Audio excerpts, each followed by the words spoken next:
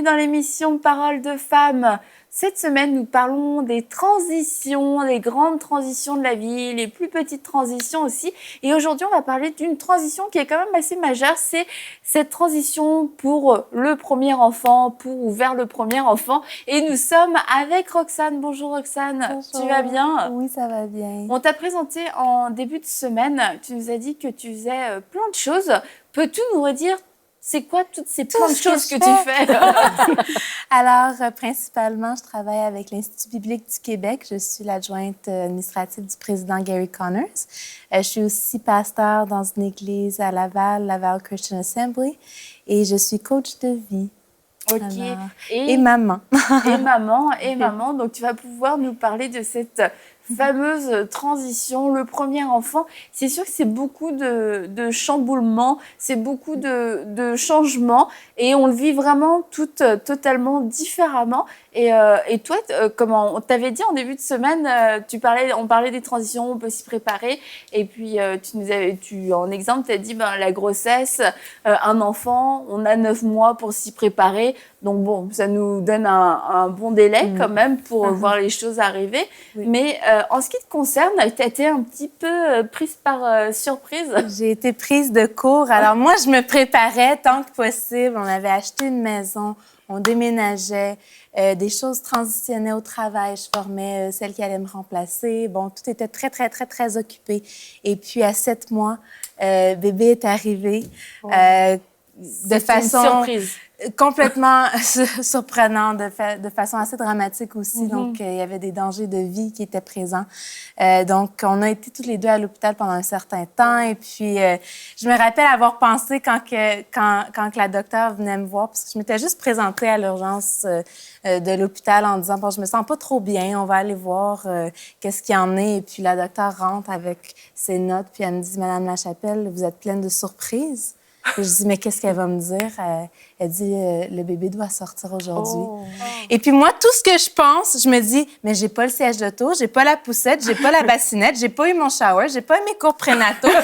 Mais rien, je viens de déménager, j'ai encore des boîtes, il y a des boîtes partout, on rénove. Et je me dis, mais c'est le pire moment pour avoir un enfant. J'étais pas prête à ça. Et puis, par la suite, tout s'est chamboulé. Il a fallu devenir le parent qui était au chevet de leur enfant pendant 1 mois et demi, à faire les voyagements à l'hôpital, à la maison, et transitionner là-dedans. Je me rappelle, j'étais dans la salle où est-ce que Liam était, mon petit garçon, et l'infirmière rentre, et puis je pense que je l'avais vu peut-être, j'ai pas pu le voir la première journée qu'il est né, j'allais pas assez bien, mais je pense que c'est la deuxième journée, puis je rentre dans la chambre, je me lève de la chaise, puis je le regarde, tu sais, comme, est-ce que c'est vraiment mon bébé? Est-ce que ça vient vraiment d'arriver? Et puis, l'infirmière rentre, elle me dit, vous êtes maman? Et je dis, quoi?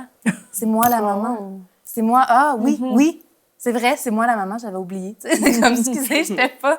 Et puis, c'est à ce moment-là que ça a comme fait, boum, OK. Ça y est, c'est fait. Il n'y a plus de point de non-retour. Bébé est là. Et puis, il faut juste que je saisisse mon rôle, que j'embrasse ce rôle. Et puis, on a passé en mode survie, de dire, on va tout faire pour qu'il rentre à la maison, qu'il soit en santé. On va prier. On a vu la main de Dieu à tout moment de ce qui aurait pu être vraiment une tragédie. Puis on a vu la main de Dieu. Il va super bien. Les docteurs en revenaient pas. Et puis je leur disais, oui, mon bébé, c'est un bébé miracle. Puis c'est vrai. Mais ce qui est intéressant dans tout ça, c'est que moi, je me disais, bon, mais si mon enfant peut juste bien aller, s'il peut juste rentrer à la maison, s'il peut juste bien manger, si l'allaitement peut bien se passer, tout va bien aller, puis je vais être correct. Et puis, c'était un mensonge parce que je ne l'étais pas. Et c'est comme si j'avais mal vécu cette transition. C'est peut-être pour ça que, quand j'y pense, c'est comme la transition que j'ai trouvée la plus difficile parce que non seulement tout change, le couple change, notre identité en tant que femme, en tant que travailleuse, en tant que pasteur dans mon cas, dans le ministère, tout change. Et non seulement tout changeait, mais il y avait une situation de crise en plus de ça et puis il fallait gérer ça. Et puis, je pensais, mais on va régler la crise, après ça, tout va bien se passer. Tout va se replacer. Tout va se replacer, tout va redevenir à la normale. Et puis, non, mais la normale n'est plus là, ce n'est plus la normale. Tout a changé. C'est jamais revenu, ça ne reviendra jamais. Peut-être quand il va avoir 25 ans, qu'il va vivre en quelque part. Mais encore là, je me fais dire. Alors, pour moi, je me disais, mais Seigneur, si tu peux juste le guérir, si tu peux juste lui permettre c'était les petites choses, si tu peux juste permettre à mon corps de guérir et puis de tout va bien aller. Mais la réalité, c'est que ça m'a pris 1 an à m'en remettre. Et puis, il y avait quelque chose dans mon esprit. Et dans ce 1 an, ton fils était déjà bien rétabli. Il était bien rétabli. Il allait quand même vraiment bien. On allait quand même à beaucoup... Quand on a un enfant prématuré, il y a beaucoup de rendez-vous. Il y a beaucoup de suivi qui est fait. Merci Seigneur. J'ai reconnu l'importance de notre système de santé. J'en suis très reconnaissante. On a eu droit à vraiment des bons soins.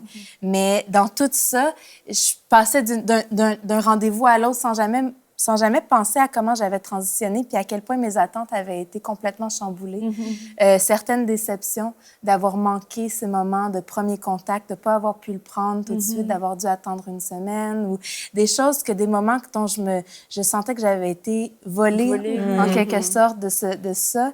Et puis, je me suis rendu compte à quel point une maman doit prendre conscience qu'elle doit prendre soin d'elle, tu sais, dans le sens que c'est pas les autres qui vont nécessairement te faire prendre conscience nécessairement parce que tu donnes, et puis à un moment donné, tu te rends compte à quel point, OK, mais je suis absolument vidée, il manque quelque chose. Puis c'est à ce moment-là que j'ai dû vraiment me mettre devant Dieu puis dire, Seigneur, qu'est-ce qui se passe? Pourquoi est-ce que je suis pas capable de m'ajuster? Pourquoi est-ce que cette transition-là prend 1 an? Je vois mes amis qui sont bien dans leur routine, qui ont bien transitionné, ils ont repris le travail, tout va bien.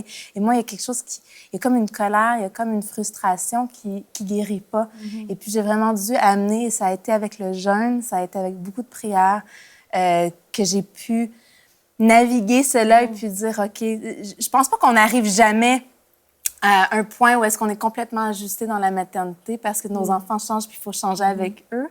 Mais je pense qu'il y a une certaine paix qu'on peut acquérir. Et puis moi, il fallait que j'aille la rechercher, cette paix-là, avec ce qui s'était passé. Alors, mon cas est un cas unique un petit peu. Je pense pas que c'est nécessairement des transitions que tout le monde vive de cette façon-là, mais je pense qu'on la vit différemment à tous et chacune. C'est sûr que ton cas est unique, parce que chaque situation est unique, mais je pense qu'il y a plus d'une femme qui s'est sentie volée ou qui a été déçue par cette transition, parce que, encore une fois, on a des attentes et puis porter la vie, c'est tellement waouh, ta grossesse et tout, tout est miraculeux, tu vis dans le surnaturel total, quoi. Il y a un enfant qui se forme en toi, donc c'est inévitable de t'imaginer la rencontre, tu sais comment tu vas le vivre, le premier regard, et ça peut être différentes choses. Moi, je sais, j'ai une césarienne d'urgence. Donc, les choses ne se sont pas passées non plus comme je l'avais prévu. Et puis, j'avais vraiment prévu, pour le coup, je ne prévois pas grand-chose dans la vie, mais alors ça, je l'avais prévu. Et tu vois, ça ne s'est pas passé. Donc, leçon, il ne faut pas trop prévoir de choses. Mais vu que quand la transition se fait, mais pas comme on pensait que ça allait se faire, et ça peut être dangereux de vouloir de rester bloqué en fait dans ce moment-là, juste parce que ça s'est pas passé comme on voulait. On se dit, tu sais, j'ai manqué la transition. Non, c'est pas que tu l'as manqué, c'est juste qu'elle ressemblait pas ce à quoi tu t'étais imaginé ou ce que tu attendais. Mais en fait, elle a comme eu lieu et on est dedans. Et il faut se dire, même si ça ressemble pas à ce que j'avais imaginé, il va falloir marcher à travers et puis il va falloir surtout en sortir et pas dire non, moi j'avais voulu ça. On peut pas revenir en arrière, tu sais, ton fils, tu pouvais pas le remettre et tout, recréer ce moment-là. C'est de reconstruire, c'est de construire avec ce nouveau départ qui était inattendu. Et puis au final, c'est ça, je pense que le Seigneur a travaillé aussi dans ton cœur. Et puis ce qui fait qu'aujourd'hui, tu es aussi une maman épanouie, que tu te réjouis, tu as trouvé ton rôle en tant que mère et tu t'épanouis en tant que mère. Et ça, c'est la belle histoire. Oui, c'est ça. Et tu vois, c'est pour ça, chaque histoire est différente. Mais après, je pense qu'il y a des processus qui peuvent quand même se ressembler. Oui.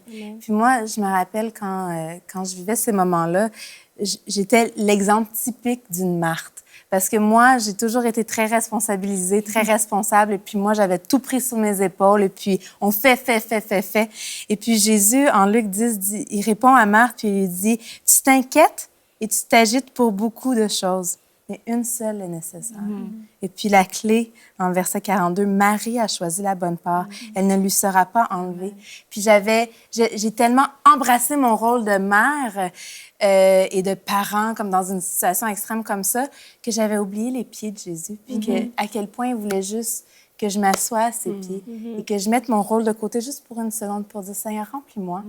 Seigneur, parle-moi. » Et c'est à ce moment-là, quand j'ai compris ça à travers cette année-là, de dire « Je dois prendre du temps au pied de Jésus. » C'est à ce moment-là que les choses ont commencé à s'équilibrer dans ma vie. Je ne pouvais pas les équilibrer de moi-même et c'était frustrant parce que j'avais tout pris sous mes épaules. Et puis... Et puis, c'était aussi frustrant parce que le standard sociétaire, si je peux dire ça, je le trouvais très élevé. Les réseaux sociaux nous mettent un standard en tant que maman et je pense que c'est vraiment important qu'on en parle. Parce que ce stéréotype de la mère qui got it all together, qui est toute parfaite, tout est... La super maman, là. La super maman, il n'y a pas de vomi sur son chandail, tout va bien, l'enfant a un comportement exemplaire. Bon... C'est juste pas réaliste. Et puis, ça crée beaucoup de frustration, non seulement pour nous, mais pour nos enfants. Et puis, j'ai dû apprendre encore à me ramener au pied de Jésus et dire, Seigneur, toi, tu ne mets pas ce perfectionnisme sur moi, tu me l'imposes pas et je devrais pas me l'imposer moi-même. Tout à fait. Non, c'est un très bon point à soulever, cette pression et qui peut justement engendrer une mauvaise transition parce qu'on n'est pas dans la transition. J'apprends à devenir mère, à créer un lien. J'apprends à devenir une mère publique. L'image. Pour l'image de la mère. Est-ce que je maîtrise l'image de la mère? Mais c'est ça, le vomi, ça fait partie de la vie. Il va en avoir. La bave, bon, bref, ces choses-là. Moi, ma fille a 12 ans maintenant, donc c'est sûr qu'on en sort quand même un jour. Et toi, Mathilde, tu nous disais que la transition, la plus grande de tes transitions a été aussi l'arrivée de ton premier enfant. Oui, vraiment. C'était le rôle de mère, mais est venu sur moi un jour où je portais ma fille sur moi. Puis je me suis vue dans le miroir avec le petit bébé. C'était comme si c'était pas à moi, mais là, j'ai réalisé que c'était à moi. J'ai dit, je suis vraiment une maman. Et puis là, la réalité vraiment est entrée de tout son... Et c'est une maman tout son fond. Puis j'ai dit, je suis garante de la vie de cet enfant. Puis je me suis dit, je suis responsable de la vie. C'est pas... Passer à l'âge adulte, on a parlé cette semaine, payer des comptes, payer une voiture, déménager. Bon, ça, pour moi, c'était quand même relativement très bien. Mais ça, et ceci dit, la transition d'adulte, de femme, d'épouse à mère, ça s'est très bien passé, mais c'est juste que j'ai trouvé en fait, la marche, c'était la plus grande marche, la plus haute. Et c'est vraiment ça où j'ai dû apprendre aussi à dire, je suis responsable de la vie de cet enfant. Et je me sentais responsable vraiment d'être la meilleure version de moi-même pour cet enfant. Parce que je me suis, tout le restant de ma vie, je suis responsable de cette vie et des autres à venir aussi. Donc, pour moi, j'ai vraiment pris ça au sérieux. Et j'ai vraiment voulu avoir la pensée de Dieu pour mon rôle de mère. Je pense que je suis très maternelle aussi. Oui, j'ai dit, c'est une maman en puissance. Maman Mathilde, c'est une maman. En puissance, oui, je pense à plusieurs niveaux. Mais j'ai beaucoup aimé en même temps cette transition. Ceci dit aussi, l'accouchement non plus, c'était pas selon mes attentes. J'ai aimé énormément la grossesse. Je n'avais pas peur d'accoucher. J'avais hâte d'accoucher. Finalement, il n'y a rien qui s'est passé comme j'avais prévu. Et Dieu m'a portée dans toute cette chose-là. Aussi, ça aurait pu être très tragique dans mon cas aussi. Mais vraiment, je pense en toute chose, comme on en a parlé toute la semaine, vraiment que Dieu soit notre roc. Après, ça se passe bien. Et puis vraiment, oui, ça m'a tombé dessus, ce rôle de mère-là, quand je me suis vue dans le miroir avec mon enfant dans mes bras. Mais après, vraiment, j'ai appris à marcher avec ça, mais avec l'aide du Saint-Esprit. Et je pense que ça, c'est qu'est-ce qui est le plus important, c'est de transitionner avec le Saint-Esprit. Et toi, Nadine, tu as vécu ça comment? Parce que toi, Nadine, tu as 3 enfants, c'est ça? 3 enfants. Dont ta fille, ton aînée, elle a 15 ans. Elle va avoir 15 ans le mois prochain. OK. Donc toi aussi, tu es une bien heureuse maman, mais comment tu as vécu l'arrivée de ce premier enfant? Mais en fait, on parle de l'accouchement. Les accouchements sont différents. J'ai 3 enfants et je me rappelle des trois accouchements, de l'heure à laquelle les enfants sont arrivés, parce que c'est des moments clés qui restent gravés dans notre mémoire. Mais la maternité, la transition à la maternité, en fait, elle est longue, hein. Elle ne peut pas, même si ton accouchement ne s'est pas passé comme tu voulais, mais c'est tous les jours que tu transitionnes, en fait, dans ce rôle-là, ce nouveau rôle que tu dois porter de maman. Et moi, contrairement à toi, Mathilde, moi, j'avais peur d'accoucher. C'était ma hantise. J'avais lu trop de livres, en fait. J'avais trop lu de livres, j'avais regardé trop d'émissions. Et là, j'étais trop stressée par rapport au moment J. On est allé à l'hôpital, plein de fois, on nous a retournés, c'était pas le moment. Et en plus, elle est arrivée en retard, donc en tout cas, c'était long, mais finalement, elle a fini par arriver. Mais ce que je veux dire, j'ai été beaucoup entourée. Je me suis mariée quand même assez jeune, donc ma mère était là, mes sœurs, ma sœur, mes tantes. J'ai beaucoup de gens qui m'ont aidée, donc j'ai pas eu un moment X où est-ce que j'ai porté mon bébé, où je sentis que j'étais mère, parce que franchement, je lui ai donné le bain, elle avait peut-être 2 mois et demi. Il y avait des gens qui venaient chez moi tous les jours. Je suis restée d'abord chez ma mère 2 semaines, chez ma belle-mère 1 semaine de plus. Je suis revenue chez moi au bout de 3 semaines. Et le premier bain, je l'ai donné peut-être 2 mois après. Donc, ce qui fait que c'était différent. C'était un peu comme toi avec les parents qui t'ont payé les études. Au Québec, on appelle ça les relevailles. C'est les relevailles les plus glorieuses que j'ai entendues parler. Donc, mais quand même, ce que j'ai envie de dire, c'est que des fois, il y a des femmes qui nous écoutent. Parce que je me rappelle quand j'avais lu les livres, ils parlaient de la dépression postpartum. C'est que tu viens d'accoucher et tu vois le stress, l'angoisse de justement avoir cette vie et tu ne connectes pas avec ton enfant. Et il y a des femmes peut-être qui ont vécu ça, où est-ce que tu pensais que l'enfant allait sortir, puis tu serais tombé amoureux du bébé. Mais non, tu penses pas à ça, tu te sens bizarre et tout ça. Mais de savoir que, justement, le processus, il est là.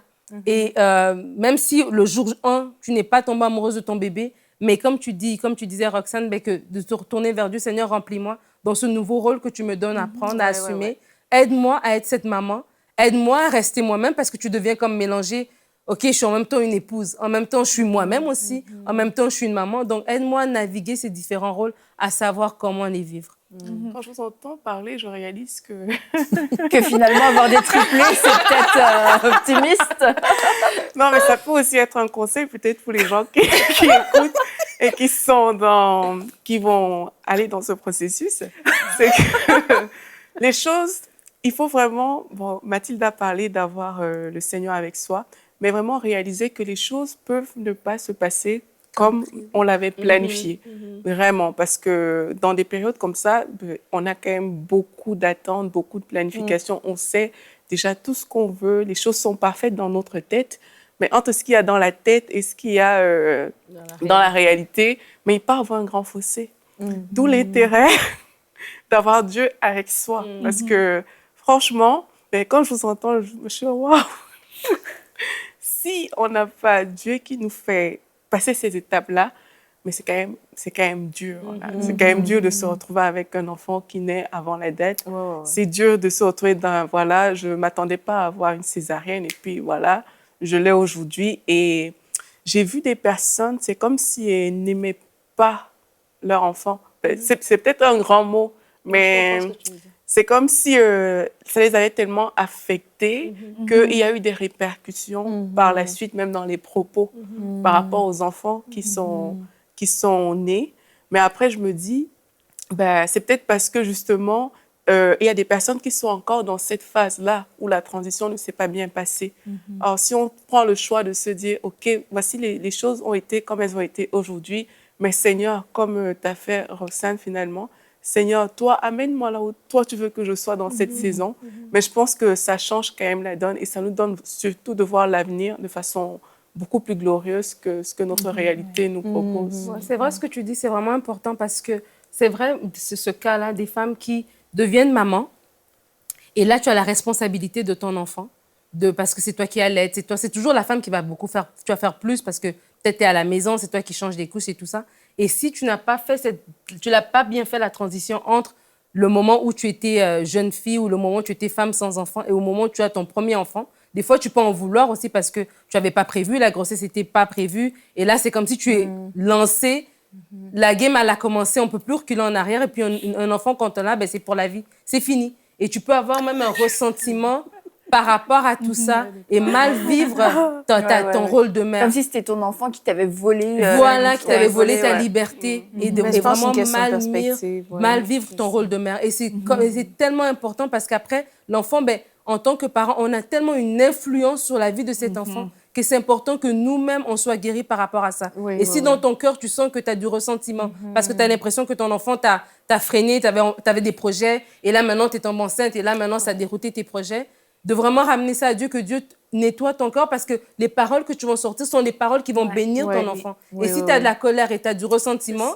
et tu es toujours en train d'engueuler ou de dire des trucs qui ne sont pas bien, ben, tu viens de gâcher la destinée de ton enfant. En fait, c'est important. Et des fois, on a peut-être honte de le dire aux gens, ben, écoute, moi, mon enfant, je n'avais pas prévu. Tu ne le dis pas aux gens, mais tu le sais dans ton cœur. Et si c'est vraiment ton cas, vraiment, je t'encourage à te repentir, à amener ça devant Dieu pour qu'il change ta perspective des choses, te rendre compte que c'est un cadeau merveilleux. C'est tellement un cadeau d'avoir un enfant, mais c'est tellement important d'être une bonne maman. C'est tellement important. Mais le point que je veux soulever, et tu en as parlé aussi tout à l'heure avec la dépression postpartum qui peut exister, c'est que les femmes ne se cachent pas dans la honte et dans la culpabilité. Ça arrive d'avoir ce genre de sentiment. Bah, je me sens pas mère, j'ai pas l'impression de me connecter. Oui, je crois vraiment que cet enfant-là, bah, il m'a freiné, il m'a bloqué. Ça peut être la situation d'aujourd'hui, enfin en tout cas l'état d'esprit d'une femme aujourd'hui, mais on a honte de le dire, on ne sait pas à qui le partager, mais ça ne doit pas être une finalité.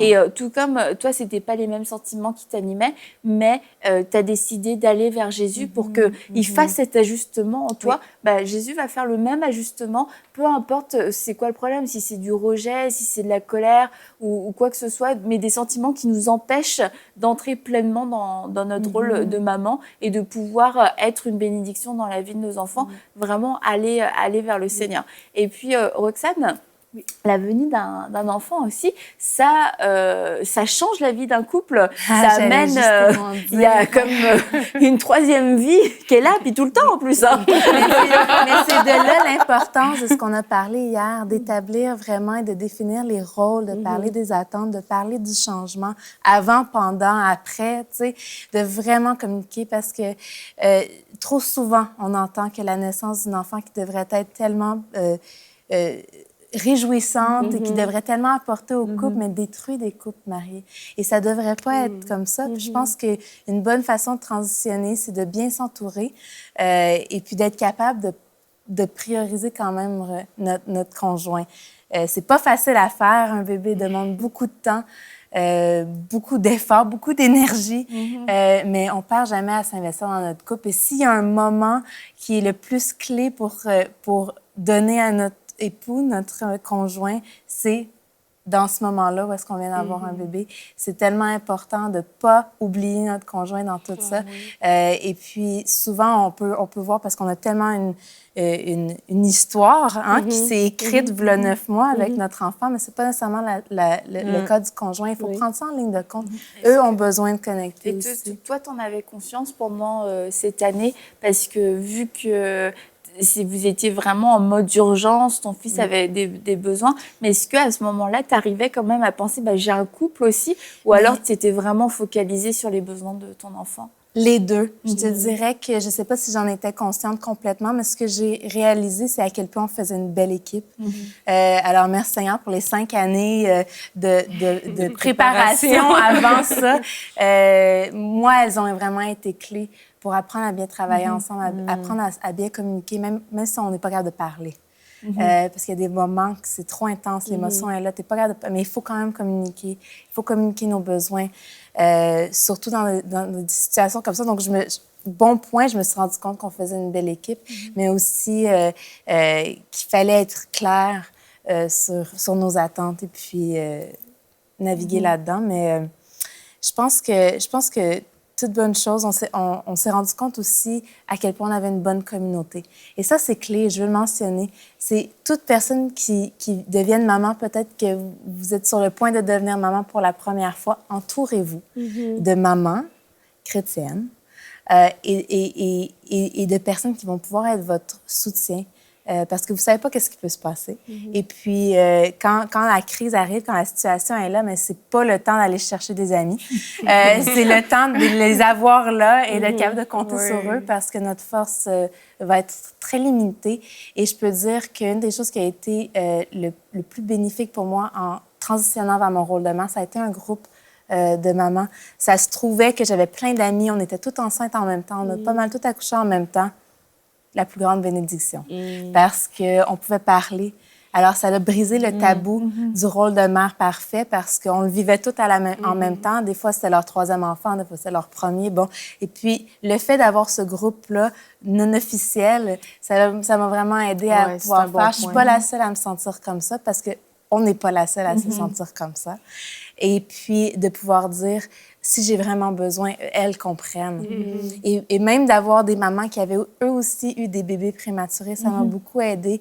Je sais pas pourquoi, juste le fait de savoir qu'elles pouvaient ça arrivait à quelqu'un d'autre. Mais qu'elles pouvaient aussi comprendre la vie, parce que c'est tellement pas normal, et ça a tellement des particularités. Et j'ai vu que Dieu les avait vraiment placées aux bons endroits, ces personnes-là. Je m'en étais même pas rendu compte, mais...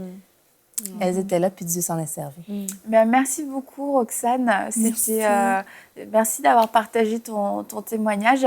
Et comme on l'a dit, c'est vrai, ton histoire est unique, comme chacune de nos histoires peuvent l'être.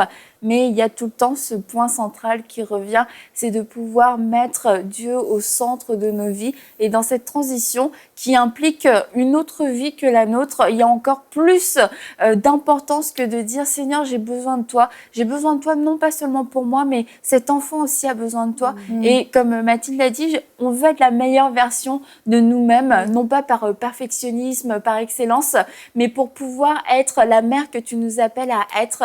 Et je veux vraiment m'adresser à vous, les femmes dont on a parlé, des mamans, et vous êtes dans la culpabilité, dans la honte. Je veux vous inviter à aller maintenant dans la prière et à vous ouvrir complètement à Dieu qui connaît l'état de votre cœur, mais qui veut le guérir. Il veut vous sortir de la honte, vous sortir de l'isolement, vous sortir de la solitude, parce que, 1, vous allez trouver votre épanouissement, et 2, votre enfant va pouvoir profiter de cette bénédiction d'avoir une maman épanouie. Mais arrêtez de vous isoler et de vous morfondre et de rester dans ce cycle de culpabilité. Dieu a un plan pour vous et il veut vous restaurer, il veut vous guérir. Et on se dit à demain pour une prochaine émission de Paroles de Femmes et nous serons encore avec Roxane.